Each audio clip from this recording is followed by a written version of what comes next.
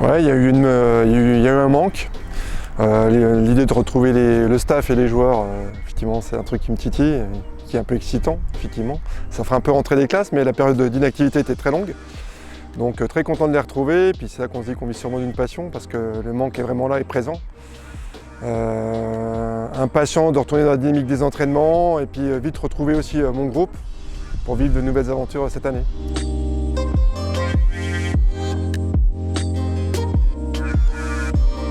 Alors on avait gardé le lien avec nos joueurs pendant la période de confinement. Alors la première chose, il va falloir les rassurer quant aux conditions sanitaires. Donc certains étaient vraiment inquiets à l'idée de reprendre dans des conditions qui existaient il y a quelques temps. Aujourd'hui, on va malgré tout s'entourer de toutes les précautions. On va rester prudent. Et après, l'autre chose, ça doit freiner leurs ardeurs, parce qu'il y a aussi un manque chez eux. Et du coup, il y aura beaucoup de dépenses d'énergie, d'enthousiasme et de fraîcheur. Alors ça, c'est bien dans un premier temps, mais il faudra malgré tout être progressif et modéré pour éviter les blessures.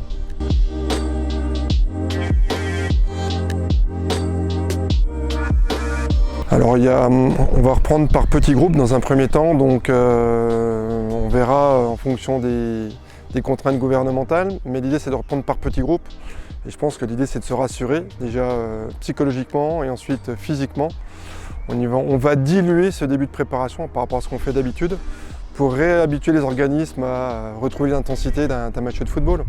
Donc voilà, l'idée c'est de rassurer tout le monde sur tous les plans pour pouvoir donner le meilleur de soi-même.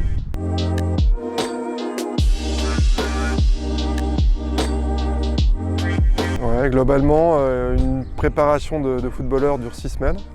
Et là, on sera à 9 semaines et demie. Donc elle va être très longue, mais elle est souhaitée et souhaitable en plus pour justement éviter un maximum de blessures. Donc elle va s'articuler en 2 temps. On va faire 4 grosses semaines dans un premier temps pour réhabituer les organismes à l'effort.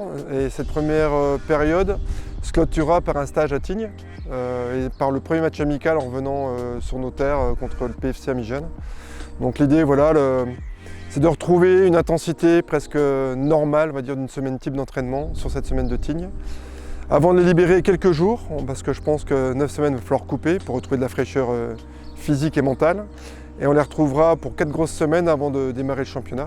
Et là, l'idée, on rentrera dans une préparation un peu plus type que ce qu'on vit habituellement.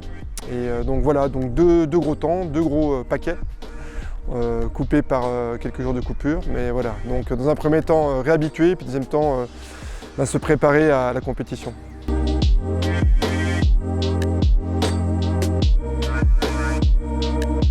C'est très bien de se confronter à la Ligue 1. L'idée, c'est de rencontrer le plus rapidement possible, parce que la qualité chez les équipes de Ligue 1 est différente de celle des équipes de Ligue 2.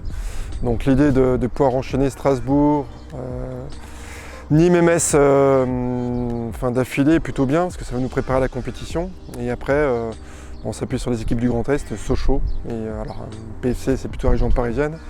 Mais non, je suis pleinement satisfait des matchs conclus pour la préparation.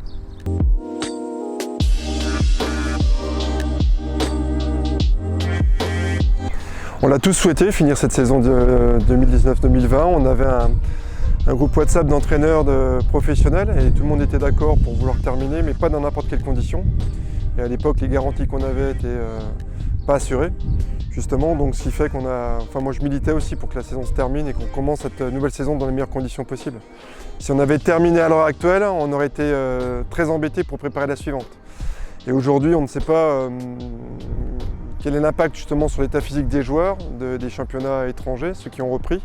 On le verra sur le court terme et le moyen terme.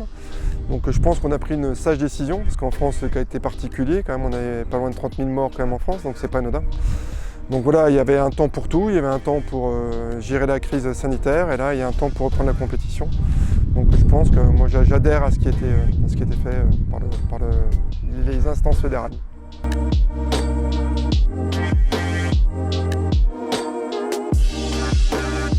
C'est un bilan plutôt satisfaisant parce que, comme tu viens de le dire, on est encore en Ligue 1, donc c'est une bonne nouvelle, même si la fin était un peu tronquée. On a eu un départ très difficile et ce que j'ai aimé dans mon groupe, c'est ses valeurs et ses vertus pour justement redresser la tête.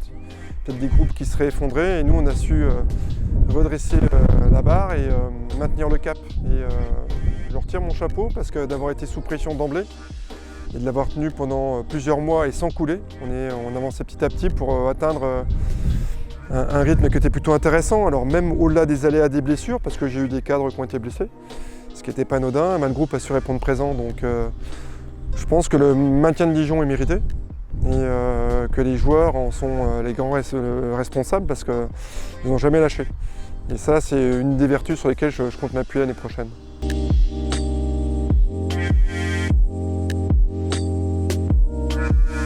Qu'elle garde ses valeurs de générosité et de goût de l'effort, parce que ça, c'est incontournable au niveau.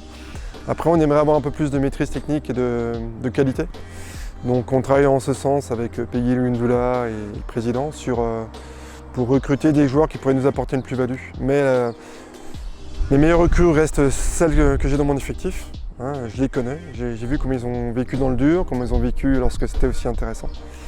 Donc l'idée c'est de garder ce noyau dur et d'apporter un peu de qualité.